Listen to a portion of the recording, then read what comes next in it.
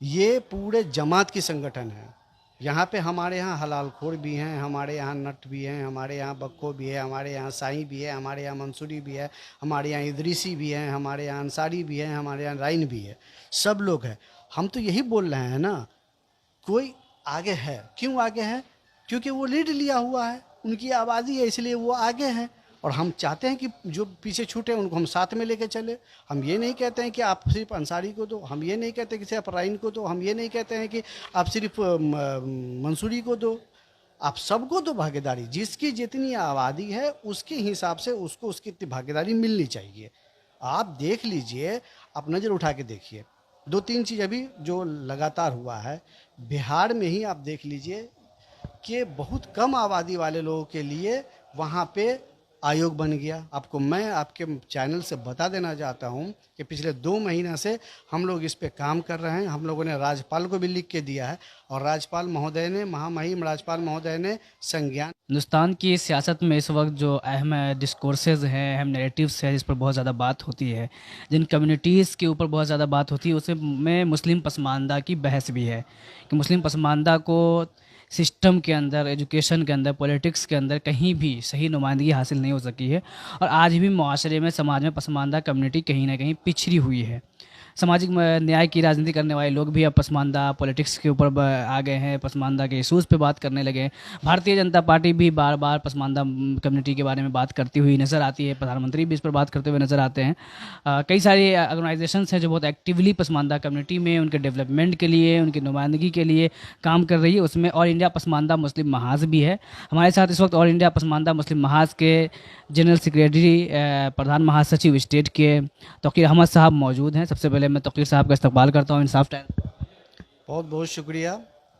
तौकीर साहब, सबसे पहले मैं ये चाहूँगा कि ऑल इंडिया पसमानदा मुस्लिम महाज का एक तारुफ, एक इंट्रोडक्शन आप पेश कर दें। क्योंकि कई सारे ऑर्गेनाइजेशंस हैं, अंसारी महासभा है और सारी तंजीमें हैं वो सब काम कर रही है। इसमें ऑल इंडिया पसमानदा मुस्लिम महाज का काम कब हुआ, किस तरह से वो एक्टिव है, किस तरह काम कर रही है? देखिए, सबसे पहले तो मैं आपको बता दूं अपने बारे में पूरी तरह से। मेरा नाम तौकीर अहमद है। मैं प्रधान महासचिव हूं बिहार इकाई ऑल इंडिया पासमानदा मुस्लिम महाज के। देखिए, पासमानदा मुस्लिम के नाम पे तो बहुत सारी संगठनें चल रही हैं, बहुत सारे लोग काम कर रहे हैं। हमारा जो संगठन है ऑल इंडिया पासमानदा मुस्लिम महाज, ये हिंदुस्तान का एकमात्र रजिस्टर्ड संस्था है, संगठन है। ठीक है, जो पासमानदा के लिए काम करी, रजिस्टर्ड है ये। आज के डेट में पासमानदा महाज पूरे हिंदुस्तान में लगभग 13 स्टेट में वर्क कर रही है। 13 स्टेट में हमारा संगठन रनिंग में है और चल रहा है बहुत अच्छे तरीके से। बिहार में भी हम लोग पिछले 2 साल से बहुत ही सक्रिय रूप से काम कर रहे हैं। आज के डेट में बिहार में लगभग 20 जिला में, 20 डिस्ट्रिक्ट में हमारा संगठन खड़ा है और वहाँ पे जिला अध्यक्ष हैं, प्रदेश के प्रभारी हैं या प्रदेश के जो रिप्रेजेंटेटिव लोग हैं, वो सब लोग मिल के काम कर रहे हैं। बिहार के 20 डिस्ट्रिक्ट में ऑलरेडी हम लोग वर्क कर रहे हैं। इस संस्था का मेन उद्देश्य जो है वो एक ही चीज़ है कि हमारा पासमानदा समाज कैसे फ्रंट पे आए, उसको क्या सहूलतें मिलनी चाहिए, कहाँ वो पिछड़ा हुआ है, उन चीज़ों को हम लोग ढूंढ रहे हैं, निकाल रहे हैं। और उसके आधार पे समाज से, राजनीतिक तौर पे भी, सामाजिक तौर पे भी हम लोग भागीदारी की बात कर रहे हैं। इसके लिए बहुत ही अग्रसर रूप से पासमानदा महाज काम कर रही है। आखिर हिंदुस्तान में मुस्लिम कम्युनिटी के बीच में भी पसमानदा कम्युनिटी को अपनी तंजीमें बनानी पड़ी, आगे आना पड़ा, अपने लिए स्ट्रगल करना पड़ा। इसका रीज़न क्या है? आखिर किन किन मैदान में किस हद तक आप पिछड़े हुए हैं, एजुकेशन हो या पॉलिटिक्स हो? सियासत में भी अगर देखा जाए तो अभी पिछली बार जब सरकार थी महागठबंधन जदयू आरजेडी के साथ में, तो इसराइल मंसूरी जो है वो मिनिस्टर हुआ करते थे, एमएलए भी आरजेडी के हैं। तो कुछ हद तक पॉलिटिकल रिप्रेजेंटेशन तो अब तो बढ़ने लगा है। और क्या रीज़न है कि इस तरह की तंजीमें बनी हैं और काम कर रही हैं? देखिए, एक चीज़ समझ लीजिए आप, कभी भी आंदोलन करने की ज़रूरत क्यों पड़ती है? जब उसको उसका हक नहीं मिलता है।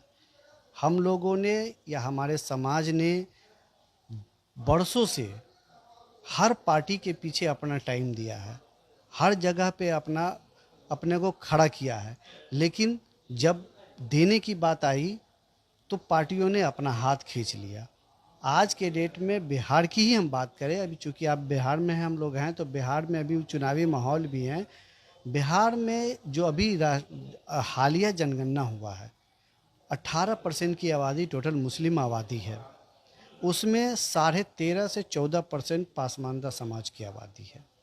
आप नज़र उठा के देख लो, पूरे बिहार से लेकर के राष्ट्र लेवल तक, चाहे वो पार्लियामेंट हो, चाहे वो असेंबली हो, पासमानदा समाज के कितने एमपी, एमएलए या एमएलसीज हैं? नहीं है।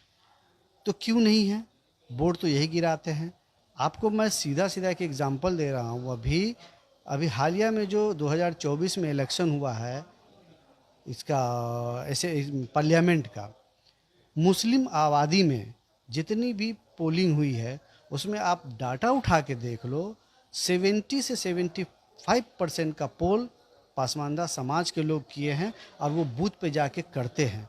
तो आप एक चीज़ समझ लो कि क्यों ज़रूरत पड़ी। वो इसलिए ज़रूरत पड़ी कि जब वोट देने की बात आती है तो कौन जाएंगे भाई? हम जाएंगे। जब वहाँ पे लाठी खाने की बात आती है तो कौन खाएंगे भाई? फ्रंट पे हम हैं तो हम खाएंगे।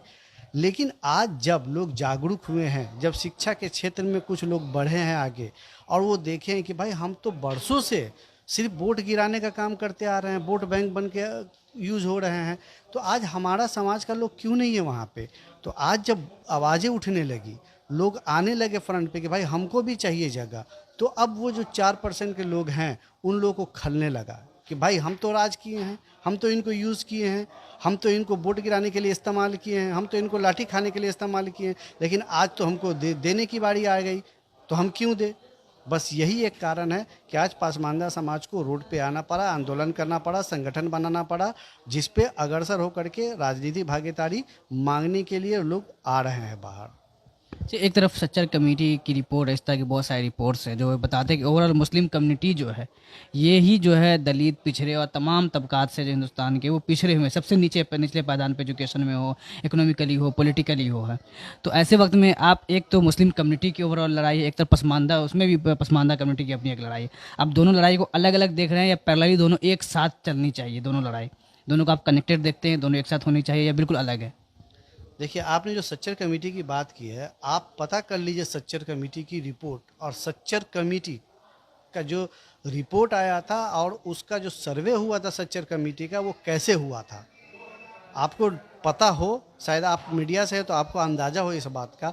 सच्चर कमेटी का जब सर्वे हो रहा था, सच्चर कमेटी जब काम कर रही थी, तो वो पासमानदा, दबे कुचले जो नीचे तबके के लोग हैं, वो उन लोगों के पास जा करके किया था, और उसके आधार पर उसे सच्चर कमेटी का रिपोर्ट दे दिया, जिसको आज सारे लोग अपना सच्चर कमेटी करके भुना रहे हैं। लेकिन एक्चुअली में जो वो सर्वे है ना, वो असल में पासमानदा, दबे कुचले का वो सर्वे है, वहीं से लिया गया है वो।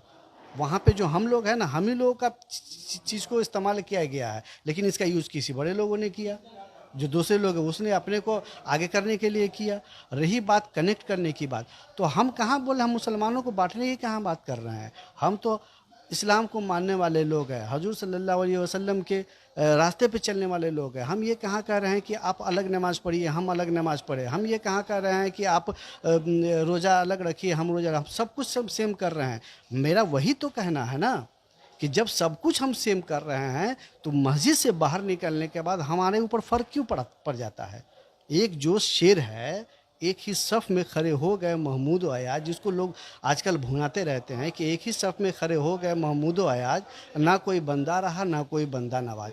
तो ये एक ही सफ़ में सिर्फ मस्जिद में क्यों है? आप बाहर आइए, आप इसको ऐसे भी तो बोलिए कि एक ही सोफे पे बैठ गए महमूद अयाज, और ना कोई बंदा रहा ना कोई बंदा नवाज। तो एक ही सफ़ पे महमूद अयाज को नहीं बैठाइएगा, मस्जिद में तो आप कह देते हैं, क्योंकि वहाँ पे आपको अपना कौम की बात याद आती है। हम भी मुसलमान हैं, हम भी दीन को मानने वाले हैं, हम भी हुजूर सल्लल्लाहु अलैहि वसल्लम के रास्ते पे चलने वाले लोग हैं, तो हम बांटने की बात नहीं कर रहे हैं।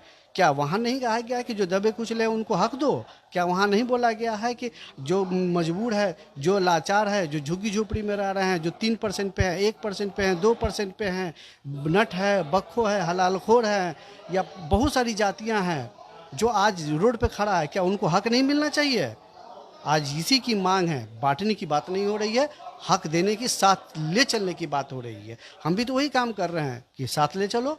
एक ही सफ़ में खड़े हो गए महमूद अयाज, तो एक ही सोफे पे बैठा दो महमूद अयाज को, बस यही मेरी मांग है।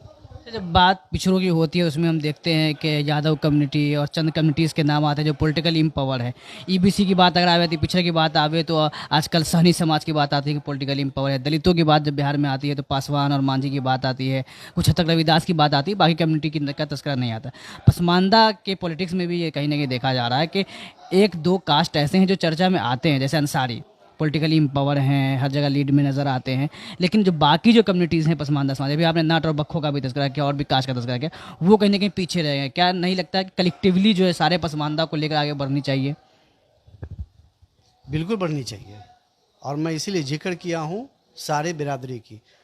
पासमानदा समाज में 27 बिरादरियाँ हैं, 27 बिरादरियाँ हैं जो पासमानदा समाज में। और हमारा ऑल इंडिया पासमानदा समाज किसी ना अंसारी की पार्टी है, न किसी राइन की पार्टी है, न किसी मंसूरी की पार्टी है, संगठन है। सॉरी, पार्टी नहीं है, संगठन है। ये पूरे जमात की संगठन है। यहाँ पे हमारे यहाँ हलाल खोर भी हैं, हमारे यहाँ नट भी हैं, हमारे यहाँ बक्को भी है, हमारे यहाँ साई भी है, हमारे यहाँ मंसूरी भी है, हमारे यहाँ इदरीसी भी हैं, हमारे यहाँ अंसारी भी हैं, हमारे यहाँ राइन भी है। सब लोग हैं। हम तो यही बोल रहे हैं ना, कोई आगे है। क्यों आगे है? क्योंकि वो लीड लिया हुआ है, उनकी आबादी है, इसलिए वो आगे हैं। और हम चाहते हैं कि जो पीछे छूटे उनको हम साथ में लेके चले। हम ये नहीं कहते हैं कि आप सिर्फ अंसारी को दो, हम ये नहीं कहते कि सिर्फ राइन को दो, हम ये नहीं कहते हैं कि आप सिर्फ मंसूरी को दो। आप सबको दो भागीदारी। जिसकी जितनी आबादी है उसके हिसाब से उसको उसकी इतनी भागीदारी मिलनी चाहिए। आप देख लीजिए, आप नज़र उठा के देखिए, दो तीन चीज़ अभी जो लगातार हुआ है बिहार में ही। आप देख लीजिए कि बहुत कम आबादी वाले लोगों के लिए वहाँ पे आयोग बन गया। पासमानदा 14% है तो क्यों नहीं बना? हम लोग अभी आयोग का लगातार मांग कर रहे हैं। आपको मैं आपके चैनल से बता देना चाहता हूं कि पिछले 2 महीना से हम लोग इस पे काम कर रहे हैं। हम लोगों ने राज्यपाल को भी लिख के दिया है और राज्यपाल महोदय ने, महामहिम राज्यपाल महोदय ने संज्ञान भी लिया है और उन्होंने अपर सचिव को लिखा भी है, मुख्य सचिव को लिखा भी है कि इस पे काम करने के लिए। तो हम लोग पासमानदा आयोग की मांग कर रहे हैं। हम लोग किसी जाति की का आयोग की मांग नहीं कर रहे। पासमानदा में 27 जातियाँ हैं तो सबको फ़ायदा होगा ना, सारे बिरादरी को फ़ायदा होगा उससे। सिर्फ एक किसी एक बिरादरी को फ़ायदा तो होगा नहीं। इसीलिए हम लोग सबको साथ में लेकर चलने की बात कर रहे हैं। पसमानदा आयोग को लेकर क्या बिहार सरकार, राज्यपाल को तो आपने दिया है, बिहार सरकार को भी क्या आपने कोई ज्ञापन दिया है? मुख्यमंत्री से या हुकूमत के लोगों से कोई बात आपकी हुई, आपने उन तक बात पहुँचाया इस सिलसिले में? जी बिल्कुल हुआ है। हम लोगों ने लगभग 3 लेटर, 3 ज्ञापन जो है वो हमारे मुख्यमंत्री के पास जा चुका है। हम लोगों ने लगातार लिखने की कोशिश किया है, उनसे संपर्क करने की कोशिश किया है और हम लोग उनसे मांग भी कर रहे हैं कि आप हमको टाइम दें। हमारा जो संगठन है, हम लोग 20-25 के ये सदस्य टीम उनसे मिलना चाहते हैं। इस पर भी हम लोगों ने लिख के दिया है। ऑलरेडी हमारी सरकार से बातें भी हो रही है। हम लोगों ने जो दिया है उस पर संज्ञान भी लिया जा रहा है और यही कारण है कि आज आप देखेंगे बिहार में एकमात्र ऐसी पार्टी है जदयू, ठीक है, जिन्होंने पासमानदा समाज को आगे बढ़ाने का काम किया है। अभी हाल में जो कुछ कुछ गठन हुए हैं वहाँ पे उन्होंने हिस्सेदारी दिया है, देना शुरू किया है। वो बिहार में सिर्फ सिंगल एक पार्टी है, वो जदयू की पार्टी है, नीतीश कुमार जी की पार्टी है, जिसने पासमानदा को जगह देने का काम शुरू किया है। इसी तरह से हमको उम्मीद है कि और भी पार्टियां देना शुरू करेगी, ठीक है। तो इस पे हम लोग काम कर रहे हैं। पॉलिटिकल रिप्रेजेंटेशन के ऊपर तो आप काम कर रहे हैं, लेकिन क्या समाज को आगे बढ़ाने के लिए शिक्षा के अंदर, इकोनॉमी के मैदान में आर्थिक तौर पे मजबूत करने के लिए और भी दीगर अलग अलग मैदान में इस पर काम करने को, महिलाएं जो उस समाज की है उसको मजबूत करने के लिए इस तरह के भी कोई काम ऑल इंडिया पसमानदा मुस्लिम महाज की तरफ से हो रहा है या सिर्फ पॉलिटिकल रिप्रेजेंटेशन पे आप काम कर रहे हैं? नहीं नहीं, और भी कामें हो रही है। शिक्षा जगत में भी काम हो रही है, स्वास्थ्य में भी काम हो रही है। अभी मैं आपको हालिया एक एग्जांपल दे रहा हूँ। अभी पंजाब में एक बहुत ही त्रासदी हुआ है, बाढ़ आया है, आप लोग को पता होगा, बहुत सारा उसमें नुकसान हुआ है लोगों का। अभी हमारा ऑल इंडिया पासमानदा महाज एक मुहिम चला रही है। हम लोग एक प्रतिनिधि मंडल, एक टीम वहाँ भेजने जा रहे हैं जो वहाँ पे सहायता करेगी, सहयोग करेगी। जो उनको ज़रूरियात है उस पे हम लोगों ने अपने टीम की तरफ से, अपने ऑल इंडिया पासमानदा महाज की तरफ से तैयारी शुरू कर दिया है। 2 दिन और उसमें लगेगा। हम लोग पूरी तरह से तैयार है। उसके बाद यहाँ से गाड़ी रवाना होगी। तो इस तरह के छोटे छोटे काम हम लोग कर रहे हैं। हम लोग का एक ये ज़कात फाउंडेशन भी है ऑल इंडिया पासमानदा महाज के अंदर, जहाँ पे हम लोग जमा करते हैं अपने आपस में ही सब लोगों से ले उ करके जमा करते हैं, चंदा लेके के या कुछ अमाउंट सहयोग ले करके जो ताउन होता है। उसके बाद जो गरीब गुरबा में और जिनकी बच्ची की शादी रुकी हुई है कुछ पैसों के लिए या किस तरह से, या जिनके यहाँ स्वास्थ्य में कुछ प्रॉब्लम है, तो वहाँ भी हम लोग सहयोग कर रहे हैं। और हम लोग कोशिश, अभी हमारा अगला जो एम है वो ये है कि पासमानदा बहुल जो भी इलाका है जहाँ पे बहुत, जैसे मैंने अभी बताया, बहुत ऐसा जगह है बिहार में जहाँ पे झुग्गी झोपड़ी में लोग रह रहे हैं। वहाँ पे हम लोगों की कोशिश रहेगी कि कोई छोटा मोटा मकतब खोले, अगर सरकार देती है। पहली तो डिमांड मेरी सरकार से है, अगर वो खोलती है तो ठीक है, अदरवाइज हम लोग की भी कोशिश होगी कि छोटे छोटे जो वहाँ पे हम लोग शिक्षा का जागरूकता लाएँ। वहाँ पे हमारी टीम जाएगी, वहाँ पे एक हमारे बंदे होंगे, वो लोग इस तरह से शिक्षा के लिए उन लोगों को जागरूक करेंगे, पढ़ाने की लिखाने की कोशिश करेंगे। आखिर में मैं ये जानना चाहूँगा कि और भी जो धर्म हैं और भी मज़ाहिब हैं, अलग अलग मज़हब है, उनके अंदर कहीं ना कहीं बहुत सारे धर्म में कास्टिज़म जो है वो धर्म का हिस्सा है। कहीं ना कहीं वहाँ किसी एक ख़ास कास्ट को जो सुप्रीमेसी हासिल होता है, इस तरह कंसेप्ट रिलीजियस तौर पे मौजूद है। क्या आप इस्लाम में भी ऐसा देखते हैं, या फिर आप मुस्लिम सोसाइटी के अंदर ये चीज़ पाते हैं कि इस्लाम में तो बराबरी है, लेकिन जो मुस्लिम सोसाइटी है इंडिया की, पाकिस्तान की और इस पूरे एरिया के रीजन की, उसमें जो है कास्टिज़म और ये ना बराबरी मौजूद है? क्योंकि बहुत ये एक बड़ी बहस होती है, बहुत सारे लोग इस पर लिखते रहते हैं कि इस्लाम ने तो बराबरी दिया मुकम्मल तौर पे, लेकिन इस एरिया में मुस्लिम समाज ने जो है वो कास्टिज़म पैदा कर दिया है। मुस्लिम समाज इस तरह के हायरार्की में जी रहा है। इस पर आपकी क्या राय, इस तरह की क्या समझ है आप लोगों की? देखिए, धर्म इस्लाम सबके लिए बराबर है।